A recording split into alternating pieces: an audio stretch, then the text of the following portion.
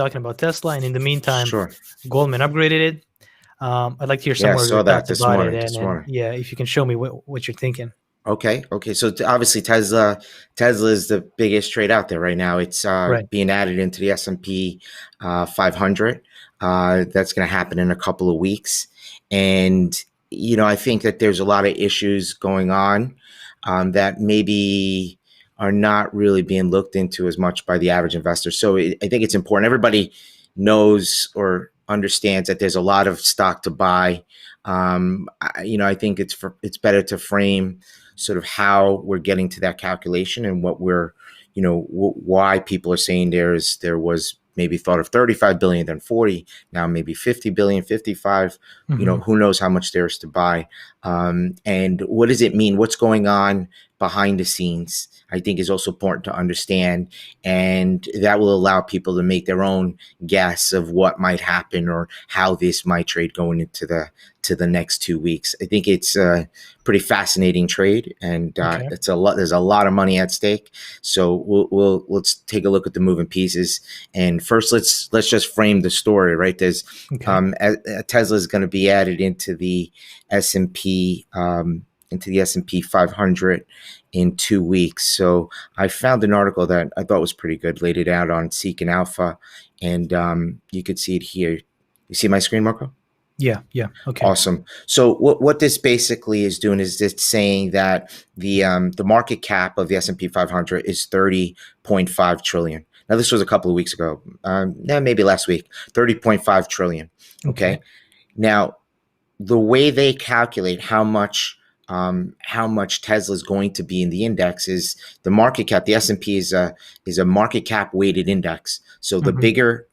bigger you are as a company, the more that Tesla is going to be weighted in the S&P 500. So as you can imagine, the largest weights are Apple, Microsoft, Amazon. So whenever anyone buys the S&P 500, they are buying certain percentages of 500 companies, and Right. they are actually buying larger percentages of the top 5, top 10.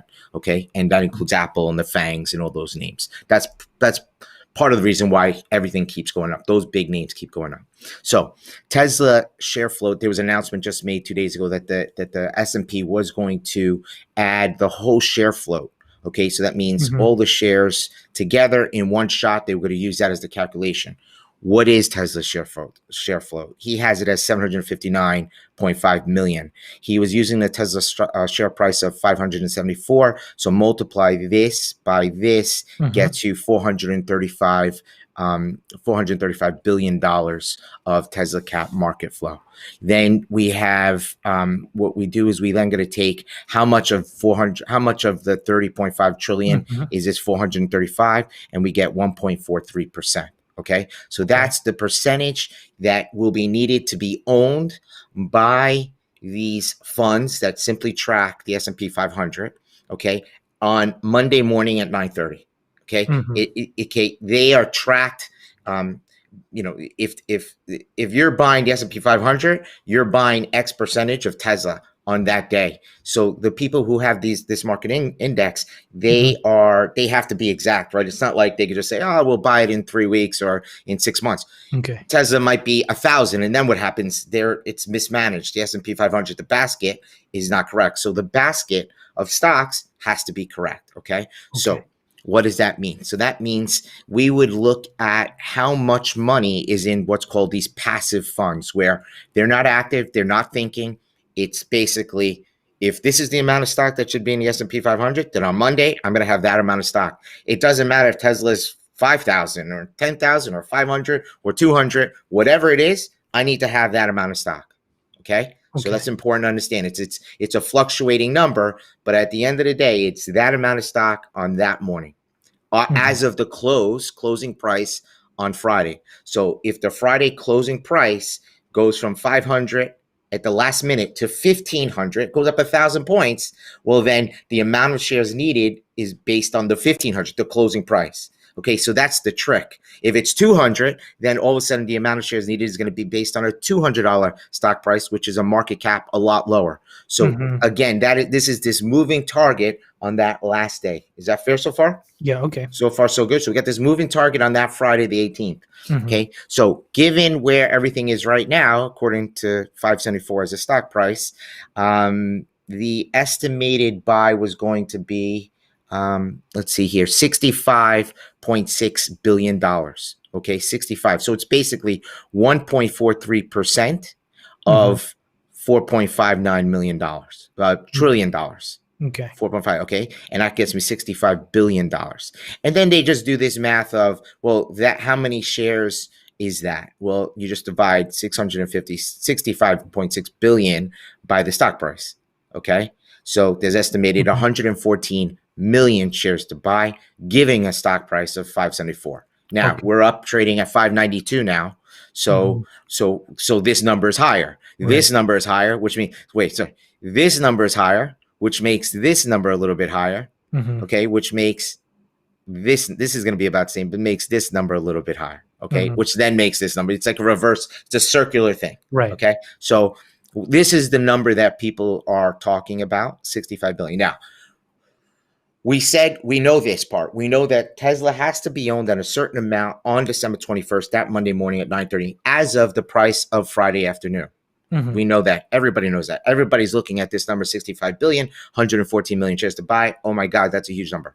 The flip side is that if I'm the S&P fund, I have to add all this $65 billion of Tesla, right?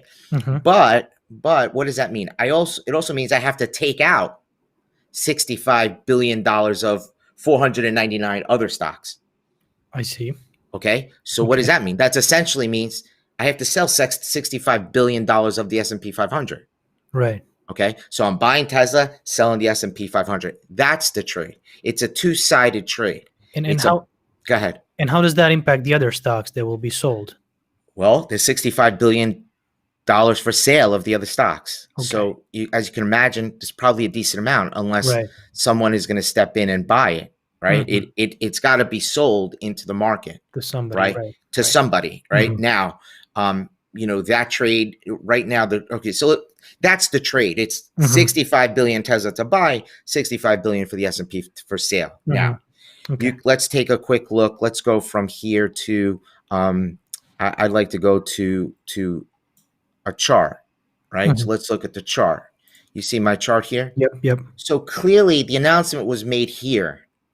Okay, 400. And clearly, there's demand for the stock. You see, there's probably been about 50 million shares per day being bought, right? So clearly, people are buying the stock based off the understanding that there's got to be how many shares, how much to buy? 65 billion we're using. Right. It might be 67 right now, but 65 billion. Okay, so money is pouring into that. From who? Okay, so here's where it gets a little tricky and a little bit, you're trying to understand the risk of the actual trade. So let's talk about now, that's the big story. Let's talk about behind the scenes. How does it actually happen? How does $65 billion of Tesla get actually bought by one? And let's assume I'm the S&P 500. It's not 40 guys. It's not 100 people. It's one person. I have to buy $65 billion of Tesla on Friday afternoon at 4:00. How does that actually happen? Let's talk about how that actually happens. Okay. So what behind the scenes, the minute that announcement goes off, there's a potential trade however many days ahead. So this is going to be now it's almost 2 weeks from today. Almost 2 weeks from today, right? Tomorrow's Friday, so 2 weeks. So this trade has probably been talked about at the investment banks for the last 6 months.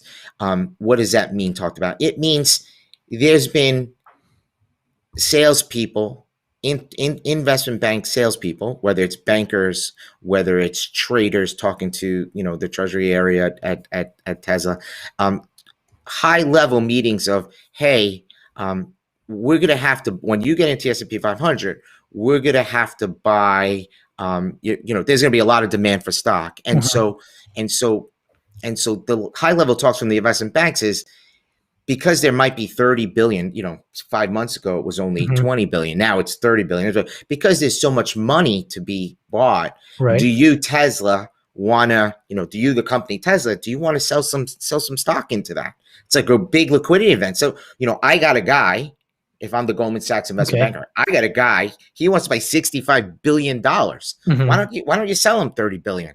You have Tesla as of this, I think the last quarter, they have like $14.5 billion in cash, but you're worth 500, something, billion dollars, whatever the market cap is now. It's like, why wouldn't you just take in another 35 billion? Every factory that you always got to worry about, like, do we have enough money to build this next factory? You never have to have those worries again. Yeah, just sell a little bit. I got 60, I got the call 4 months ago is I got 30 billion to buy. Then it's market keeps going up. I got 40 billion to buy. Market's even higher now. I got 60 billion to buy. You got to sell me something. I mean, you got to sell something up here, right? And, Tesla's thinking about it. They talk to companies saying, well, maybe not. Who else is thinking about it? What about Elon Musk? The guy's worth over $100 billion now, basically in the last 8 months. And, he's made it's more than a fortune. It's 3 times a fortune, 10 times a fortune. And, he's Tesla rich. I don't want to say cash poor, because cash poor for the billionaire table is probably, he's got a lot of cash, but he's Tesla rich. And why wouldn't you just call Elon and say, Elon, we've been pals. We've been lending you money. Goldman's been lending you money for a long time. We're friends here. Why don't you sell a little bit? Why don't you sell, 10 billion? I need 15 billion. Okay. You're worth 100 and whatever billion dollars now. Can you sell me a little bit here? Can you sell me 15 billion? And for old time's sake. So these are the conversations that are having, right? We don't know what the outcome is. We don't know what the answers are, but these are the conversations. Naturally, you have to assume that the investment bankers are trying to do that. Why? Because a secondary offering, makes commissions. I mean, that's their job. Their job is to connect buyers and sellers at good times, at good prices, good strategic offering from the company, advising the company. That's what bankers do. So there has to be these conversations going. Now, that's one side, the company conversation. Now, the other conversations that are going are more the trading conversations. I, Felix, as the guy who has to buy $65 billion of Tesla and sell $65 billion of 499 stocks, who's calling me? Everyone. Every investment bank is calling me and saying, you have $130 billion of stocks to trade. We want that order. I want that order, right? And what they do is these banks, it used to be,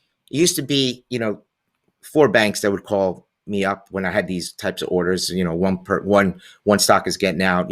20 years ago, 3-4 banks were in this business, and they would say, we would do it for 5 cents a share. You have 2 million shares, and it was a trade. Then the trades got so big that when there was a new ad, there was opportunity to trade around it, right? So I'm not going to trade the stock. I'm just going to trade it at the end of the day and the last day on December 18th. However, if I give that order to an investment bank, they have sort of the chips to sort of trade around it. They're going to guarantee me. I don't have to think. I sleep well. Guarantee me the close on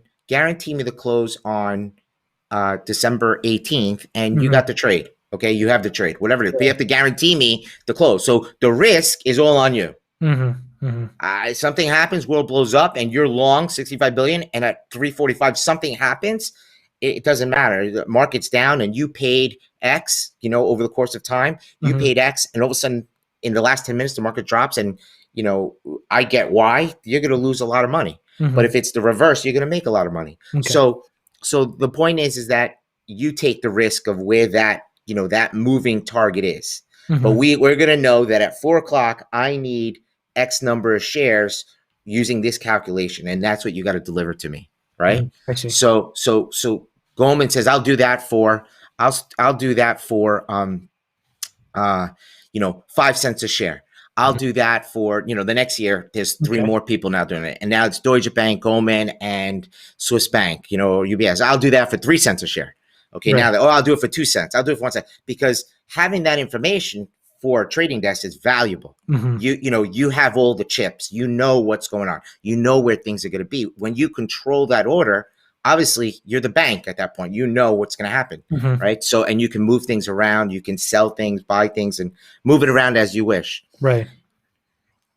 Now, it's gotten so far because it's so powerful to own that Mhm. the bid is not, hey, you pay, hey Felix, you pay me. The bid is, we I will guarantee the Uh-huh. closing price minus 3 cents. Wow. Then it was minus 5 cents. Something for like Tesla, it might be like, we'll guarantee Tesla's closing price minus 25 cents. So your fund, your S&P fund, will actually do better than the market, because you will be getting, the market might be, say Tesla goes in at 600. The Mhm. market goes in at 600. You got in at 599.75 cents. So Mhm. you did a couple pennies better, which helps with management of the thing. So, it's always looking, if they can be profitable and make a little money, then great. Right. So I got now 20 people calling me saying, we will do the trade at, this price. Now, I can choose any one of them, but you don't want to just go on price. You want to go on someone who's going to be able to control that risk, Mhm. because Mhm. the last thing you want to do is have Tesla stock shoot up so much because the person doesn't know what they're doing, and they just start buying 65 billion at 4 o'clock or 359, and the stock goes up, and you just can't get that much stock, and it's a disaster. They can't deliver the stock to me, and I don't know what happened, and what's the recall. So There's it has to nothing. be managed. It has to be managed, right? It has to, Mhm. and really a trade this big is probably, the me as the S&P 500 guy is probably more comfortable with people that have done this trade for many, many years. That Mhm. includes Bank of America has a desk that does this. It used to be Merrill Lynch, which was one of the biggest Mhm. traders in this. There was UBS used to do a big trade. I knew the guy that used to do these trades. He was, a big managing director at UBS, nice guy. But when these trades came in, he was the guy, right? There was this one, Mhm. he had one big account that was getting a massive amounts of dollars to buy and trade because they had the order. And so, it's Goldman Sachs, it's Morgan Stanley, JP Morgan, the top 7 Mhm. banks are really vying for these types of orders. Now, Right. it's not just me, it's 500 of me. So there's a Mhm. lot of players and a lot of people that a lot of investment firms, money management firms that are trading the S&P 500 that need to do this trade. So there's a lot of customers that all of these guys are really trying to get. But there's a couple of big ones. Mhm. Okay. Okay, so the more of these customers that you corral early on, Mhm. the better your bid can get, right? Because if you have the big customers, then you're calling up people saying, I'm controlling 60% of the whole trade. You want Mhm. to do it with me. You don't want to do it with some guy who might get completely messed up on the trade, and might mess you up in a way. Right. So it's probably best that you give it to me. That's the pitch, right? It's how much percentage can people get, because you want to Mhm. control the order. Okay. So the big guys, the top 2-3 players in this business, in this particular business are right now, or not now, but they already have the customers. They already Mhm. have the orders. So now they're just managing the order. So now what does it take to manage the order? What's the strategy?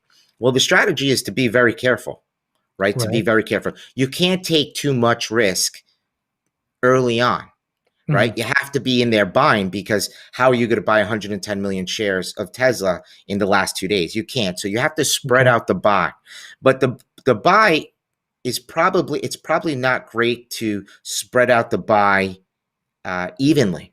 It's sort of like you shouldn't be doing, if there was 10 days, 10 and 100 million shares, about 10 million shares per day, Mhm. because you carry the risk that something happens to Tesla in, day 6. Mhm. Who knows? Obviously I don't know. I'm not even close to Elon Musk, but something happens. The guy's, taking mushrooms and videotaping with his girlfriend at Right. his house. Like, he has a heart attack for some reason because he's partying, because he's worth 110 billion dollars. And God forbid he drops down on the floor. Tesla's not going to do well. And if Mhm. you're holding, you bought 5 days in, 10 million, 10 million, 10 million, 10 million, and you're holding 50 million shares and the stock is down 200, that's your risk, right? Mhm. That's your risk. Like, you're going to either have to take the other 50 million shares that you have to buy and push it up as hard as you can on the last day to try to get your money back and get out. But you are now down a significant amount of money. God forbid something like that happens. Mhm. And so there is risk. there is this risk going into the trade because, anything could happen in these last 3-4 weeks. Right. Now what they do is they buy a little bit. So if you got to buy eventually 100 million, it's, in the first day, they might say, let's just buy 1 million shares here. Let's just get our feet wet, right? We'll buy 1 million shares. We got 99 million to go. We got to start somewhere, right? So we're going to buy, we're going to buy, we're going to buy. And each day, maybe they buy incrementally more. Now, I've told you the risk that what happens if the stock goes down, okay? In the market, the next group of players is the retail investor or the average investor or even institutional investors that are just playing this trade, right? What do you think they've done? They've started loading up on Tesla. They've bought calls. They're looking for December 18th. They get it, 65 billion to buy. So you have this party, the investment bank, who's sort of buying it methodically, they've already mapped out how they're going to get to 110 million.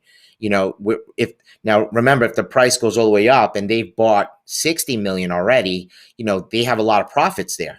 So they want, the higher they can push it at the end, the better it is. But you got to be careful that, the stock doesn't go down and all those profits get wiped out. Right. So, they're trading it. These banks are trading it. They're right now, they're probably up on their mark, but, they have to hold the stock up there in order to make that money.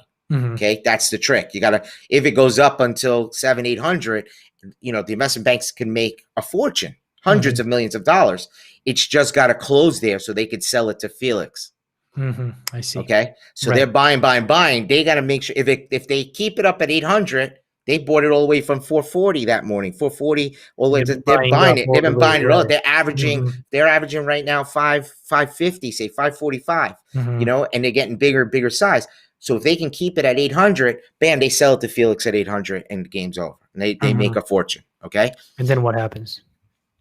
Then the stock trades wherever it's going to trade. But I'm okay. I'm happy. I got what I needed. Right. Goldman Sachs has that order. They're happy. They got what they needed. Everybody's happy. And now the market can do whatever. And even maybe the retail investor got out too. So they're happy. They made money. So everybody makes money. Everybody's happy. The only person that really lost was me. Not really me. I didn't lose anything, but I basically, the S&P, whoever's long the S&P 500 lost the $30.5 trillion because they just paid 800 for Tesla. And over time, Tesla might trade 200 and the S&P 500 is going to get hurt because of it. So who lost? Who lost? Every investor who owns the S&P 500. Okay, because the stock just went from 400 to 800 on no business, just except that the S&P, except that Tesla was being added. So everybody who owns the S&P 500 theoretically loses because they just paid. They had to pay. Me, Felix, represents the millions of people that have $31 trillion, $30.5 trillion in the S&P 500. Those people lost. That's so one single stock can have such a huge impact. Yeah, I mean, what did they lose? So, I mean, they lost a small piece, but you have millions of people who lose a small piece. It's a lot of money. Who took that money? Who took that money? Well, it would be the investment banks and even the retail traders and the average investor, the institutional investor, anybody playing this game, getting in front. Everybody's trying to front run or get in front of this big trade. Okay, so easy trade, right? Easy trade. Everybody wins. You just buy Tesla, you sell it at the end of the day, everybody wins. Here's the issue. Okay. Here's the issue. We have this bucket that's being filled up by the investment banks and by a lot of retail traders and institutional traders. That bucket is buying this stock all the way up here, all the way up from 400 that day to 600 today. They're buying that stock. Why? Simply because of this trade. And that buildup is growing each day. Each day it's growing. And they're just sitting there. Billions of dollars. We don't know how much, but billions of dollars. There's been $50 million shares traded each day. Wow. That's a lot of shares, 50 million. Now, a lot of it's day traders just selling in and out and out, but some of those shares are being held and being held and being held. And that bucket is filling up and being held and being held because, again, that bucket is going to sell it on the last day. Now, 60 billion shares, with 60 billion shares to buy with the stock here. What happens? Remember those conversations that were going on for the last 6 months where Goldman, Morgan bankers are being a good advisor to the company and saying, hey, there's going to be this liquidity event. We're going to be there for you. We're going to have all the trades. It's going to be us. We're going to be able to match it perfectly for you. Why don't you sell it to us when the announcement's made? Why don't you sell 10 billion? Now the thing's 60 billion. It's like, well, what? You could sell 35 billion, 30 billion. Mhm. So we got this bucket that's filling up, right? It's this bucket. It's filling up with all these people who are front running this trade. And now a secondary comes in and says, the Tesla comes in at some point the day before, 3 days Mhm. before, and says, you know what? We're filing an SEC registration form. We're going to actually sell 30 billion shares to the market, to whoever wants to buy it on December 18th. Okay. Okay. There's precedent to this. It's not like it doesn't happen. It actually happens a lot. Right. Okay. When there's so much to buy, S&P, everybody's calling the company saying, why don't you just sell some stock to us? Because the stock just went up so much, it's going to go up huge. Mhm. So if Tesla says we got 30 billion for sale on Friday, Mhm. and Elon Musk says, yeah, I'll throw in 10. Right. You know what? I want to go to Mars. I'll throw in 20. Mhm. Right? He doesn't ever have to think about Mhm. borrowing money. Right. Right? He's got this rockets. He almost went bankrupt because his rocket on the fourth attempt almost crashed years ago. Mhm. Right? Right. There's a documentary saying he was watching, going, please God, please go up, because if it doesn't, it's over. Right. Right? And it went. Lucky for him, it goes and he makes it. Well, he never has to think about that again. Sell $20 billion worth of stock. Mhm. What if here's this bucket that's rising, right? Let's say here's this bucket. It's rising, it's rising, it's right, filled with people that are willing to sell. And here's what we think is going to happen. We think this much is going to be for sale, and it's sort of like this is rising, and then all of a sudden this empty bucket that needs to be filled actually gets filled up, and really the amount that needs to be bought is only 20 billion or 10 Mhm. billion. Now let's just assume, for assumption's sake, that going into this announcement, if there is an announcement, there was already 40 billion bought, and Right. they're leaving a little bit of 20 billion on the table to buy. Let's assume that there's only 20 billion to buy, and the market has already bought 40 billion. Well, now the Mhm. market panics. So on the day of the secondary, if its secondary comes and it's 30 billion from Tesla and 10 billion from Elon Musk, or 20 billion, God forbid, you just took out all the demand. Mhm. All those people, everyone that's been buying up until that date, now has to sell the stock. Who's Okay. going to buy it up there? Who's going to buy it up there? Everybody who's been buying it from 400 to 600 is only buying it for one reason, generally. 90% of it buying it because of this ad. So who are they going to sell it to? Right. The market's a balancing act between supply and demand. Mhm. Okay. The expectation is that there's going to be enormous demand, and that's why the stock is reflecting that. The Mhm. minute that demand goes away, the stock should trade right back. Let's assume today there's no announcement that says, how about this? Crazy announcement. S&P says, we were just kidding. Tesla's not going into the S&P 500. Where do you think the stock trades? Yeah. Now, it started at 400, Mhm. right? Let's think about this. It started at 400. Mhm. Do you think it trades to 400? It's going to trade much lower to 400. The first price is going to be 400, Right. because it started there with Tesla not being added into S&P 500. Then there was an announcement and it went up. Mhm. Now there's no announcement. We were just kidding. S&P says the stock goes from 600 to 400, and then there's 40 billion for sale at 400, because it was a gap. There was no sales made from 600 to 400. It Mhm. automatically dropped. Now there's 600 billion for sale at 60 billion 40 billion that people have been buying along the way for sale. So the Right. stock doesn't go to 400 where it started. The stock could go to 200, because 40 billion shares have to be sold in panic. Wow. They're going to be selling. So this is sort of this is trading, 101, supply demand. Mhm. But in the backdrop, you have this story of anticipated estimated demand on a certain date. But if that demand disappears, then the market readjusts immediately from 600 to 400, and Mhm. then all that stock that was bought is now for sale. Mhm. Panic. Right. Wow. And there's no buyer of 40 billion shares of Tesla at $400. Mhm. Mhm. There's no buyer there. So now that goes. First of all, you wiped out all the shorts. Right. Okay, so they're the natural buyer. You wiped Mhm. out all the shorts. Some shorts are selling here, I'm sure, but I'm sure not in a big way, because this thing could rocket, has the potential rocket. But if there's this secondary, this thing could get annihilated. Okay, because everybody's in. Right. So as you can see, the risk is these investment banks are worried. Okay, they're Mhm. concerned. So they're also trying to figure out it's very important for them to try to figure out if Tesla's going to actually sell. Now, here's the gray area. Here's the interesting part. So Goldman Sachs upgrades Tesla here. It's an odd upgrade. I mean, the stock's up 200 points in 2 weeks, and they're upgrading here. That's first. I'm just, the optics look a little odd. I mean, now they're upgrading. It's a little bit, okay. So that's first. Second, I do recall that back in 2016, Goldman Sachs upgraded Tesla. On the same day. So when you upgrade Tesla, Goldman upgrades Tesla, stock goes up. Everybody's like, oh my gosh, stock's up. And it was up pre-market, I remember, pretty big, and eventually came back down during the day. Interestingly enough, at the end of the day, Tesla announced a secondary offering, which means they were going to sell stock, whatever it was, $1.5 billion to the world, to the market. When there's a secondary offering and $1 billion comes to market, what happens to the stock? Stock goes down. So on the same day, everybody, Goldman Sachs is telling them to buy. In an investment bank, there's a research side, and then there's an investment banking side. There's a wall, and you're not supposed to see through that wall. Okay, there's a clear wall, and the lawyers and compliance within all these firms are supposed to block that. That wall's, it might as well be two different buildings, two different companies. You're not supposed to even, chat with these people. And one side of the wall, research, upgraded the stock. The other side of the wall, that day, had Tesla come in and sell 1.5 billion or whatever it was to the market. Wow.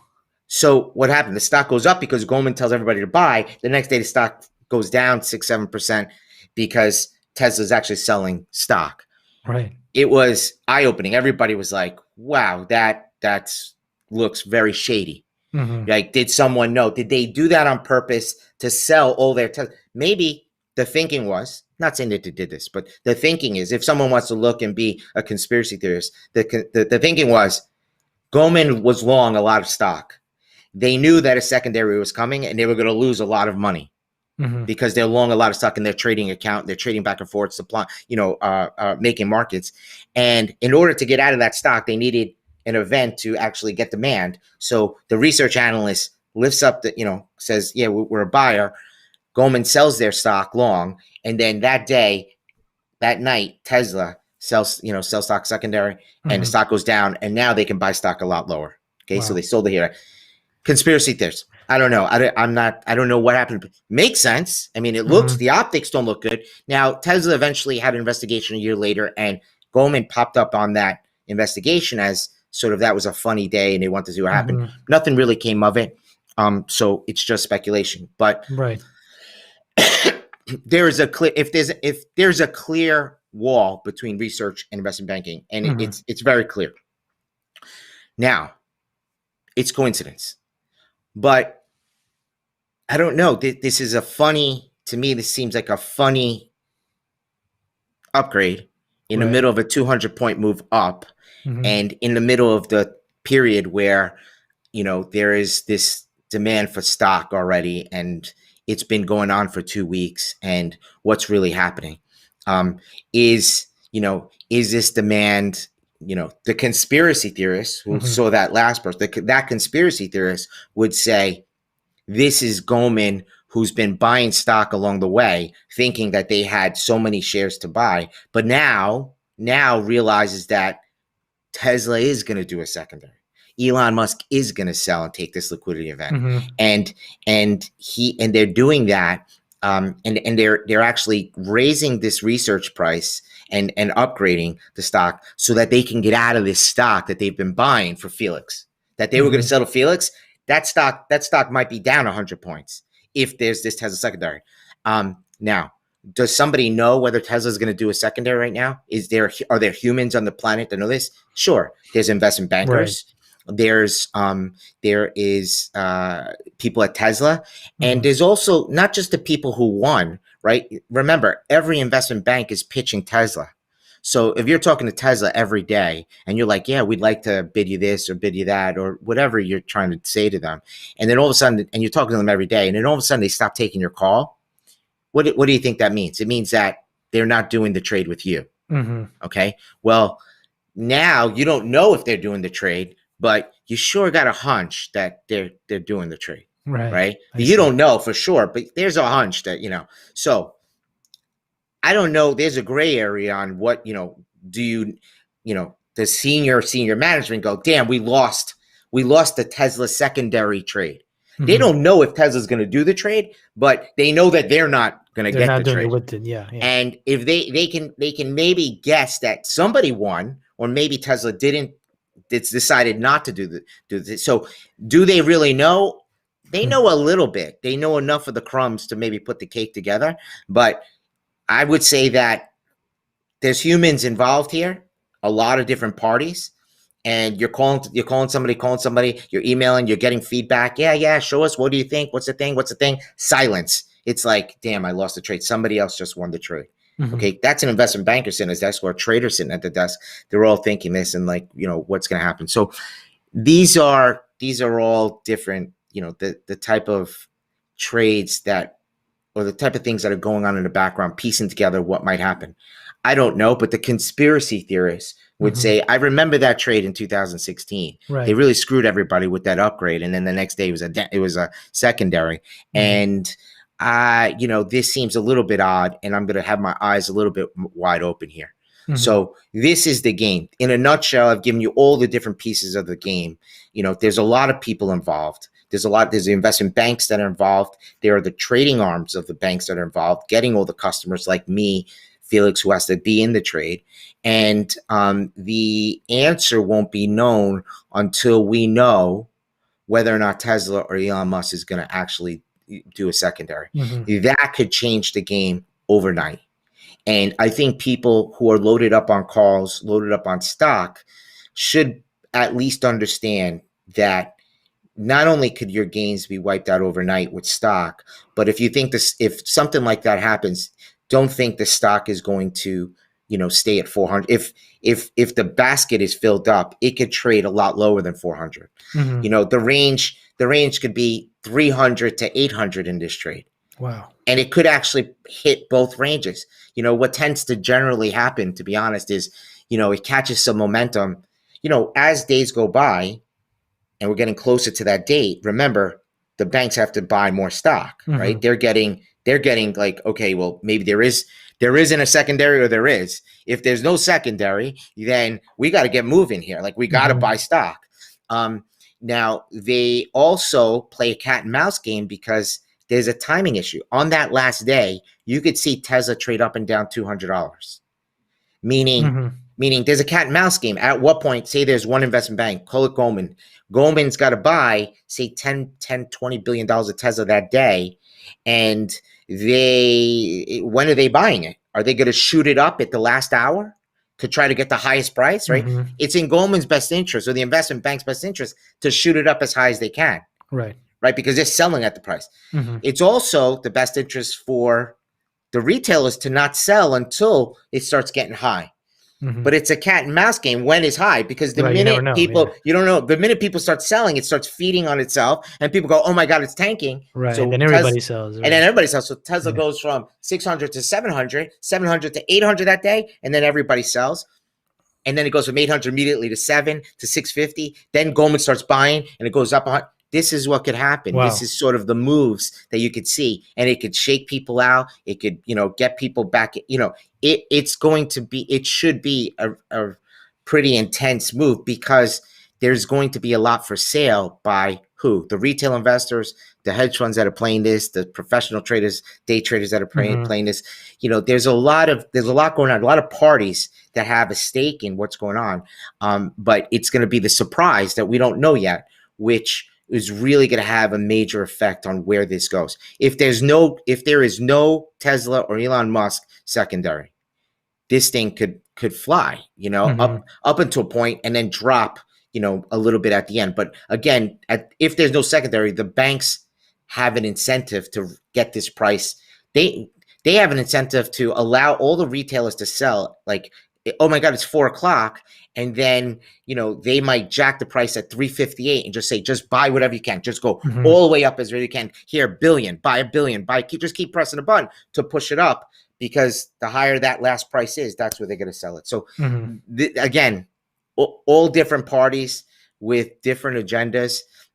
The idea, though, is that if you hold all the cards, you're better off. You know where the bodies lie. You know how to, where to buy it. You know how to sell it. The fact that this upgrade went on through here, Goldman might be holding a lot, and they might have said, I think there is going to be a secondary. Right. To me, it might signal to, that might be the signal to the trading desk. The trading desk doesn't need to talk. I don't need to talk. I'm on Goldman Sachs trading desk, and I see that the way it works. I see that research signal right now. That might be the signal. It's a public signal that says, okay, I know how this works. I got to get the hell out of. I got to get out of Tesla right now. Maybe there's code. Maybe there's, hey, we would never do this unless we did this. So you can go look back at any phone conversation. You won't find anything. You won't find a phone conversation. You won't find an email. You won't find anything. But the head trader who's long, 30 million shares of Tesla sees an upgrade on this, this late afternoon. And he's like, oh, this is the sign. This is the signal. Right. I'm getting out of my stock, right? Stock's going to be up 20. It's up $30 right now. I'm getting out of my stock right now, right? Maybe. I don't know.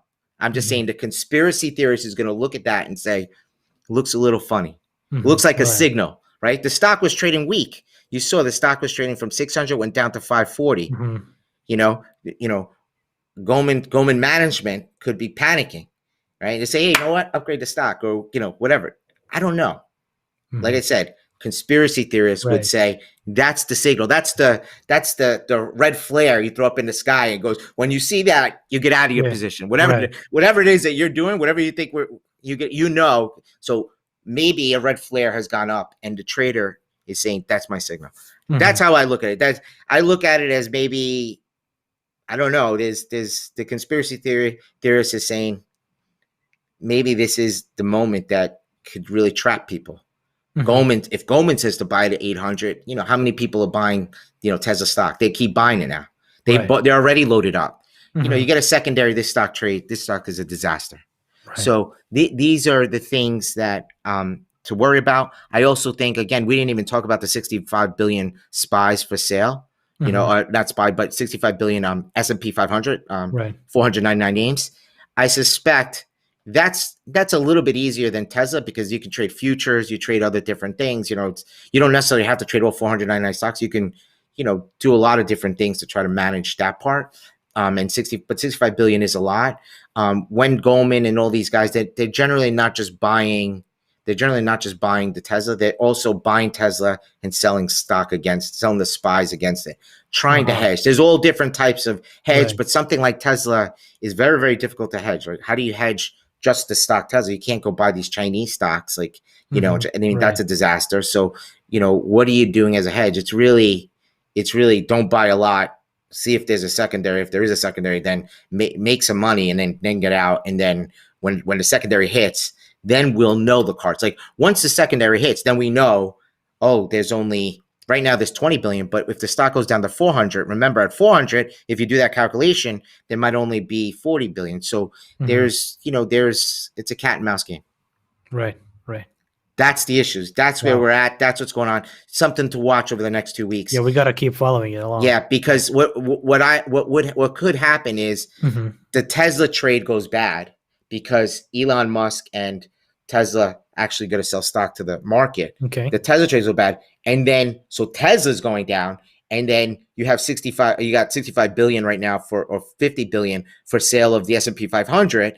So now you have Tesla for sale and the S&P 500 for sale.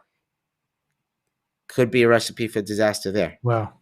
Right? If you think about that, right? If the Tesla part disappears, neutralizes, you still have 50 billion for sale. Right. Or in this case, if the market's down, Tesla's down, then maybe it's only 35, 40 billion. It's still 35, 40 billion for sale. And the S&P can be moved, that could be moved in 3 days, 2-3 days, with, it'll be down a couple of percent. But that's the trade that I think it could backfire because it's so out there. Everyone knows the trade. Everybody's looking at the trade. People have long calls and they've been making money. People long stock and it can all be derailed with one announcement of a secondary. Wow. 20 billion by, maybe it's even 20 billion, 20 billion by the company and Musk. now that takes out most of the pie. So of what people, there might have been 40 billion already bought. Then what if there's 50 million shares in the last 10 days, call it? That's 500 million shares. What if 30-40% of the trade is already bought? Right. And there's still another half, so it could go up another 200 theoretically. But what if half gets taken out and then the stock drops? And remember, as the stock drops, the numbers recalculate to be lower. So half is already bought, is like 75% already bought, 80% bought. The stock, you understand? It might. Yeah. Because the math is, remember, it's a moving target that at the beginning of this, I showed you how that moving target is calculated. You get a lower stock. It's all calculated off the stock price. You get a lower stock price. The market cap goes down. The amount of shares that need to be buy go down. Right. It's not changing what has already been bought. So a secondary brings down the percentage, brings down the amount of shares to buy, makes, if the stock was here, it's 40%, it's already 40% done. But if the stock drops 150 points, then it's 65, 70% already done. Then all of a sudden people are like, well, who am I going to sell to? Right. So I'll leave you with that to think about what is really, from all different parts, what's actually happening. Any other questions? What else do you? Oh, that was really good, actually. I want to really follow the story, and we got to do another session. Okay, afterwards we'll see what happens. We'll sort of like, this is an historical moment. It's one of the, it's the largest S&P ad. It's hinging on this potential secondary that nobody seems to be talking about. I keep looking, nobody's talking about it. Right. Musk could come out and just say himself, I'd sell 40 billion. It'd be a big problem. I mean, that would be a big problem. He would, he came out with he's a smart guy. He came out with a comment about potentially buying whoever he wanted. Tesla could buy if they wanted to actually, maybe with all that cash you could, right? So maybe they're thinking, well, we're going to raise 20 billion, then we'll have 35 billion in cash. We can buy General Motors if we want, we'll buy Ford, we'll buy anybody. So it's a big 2 weeks in the market. Right. This is a big 2 weeks, and we'll follow up. We'll figure out, we'll see eventually what happened and how it happened. But I think that the volatility can get pretty nuts, especially the closer you get to that Friday afternoon. That Friday afternoon, you could see moves of $100 easily, up and down. Yeah. All right, man. All right. Awesome. We'll talk later. Okay. All right. Be good. Bye.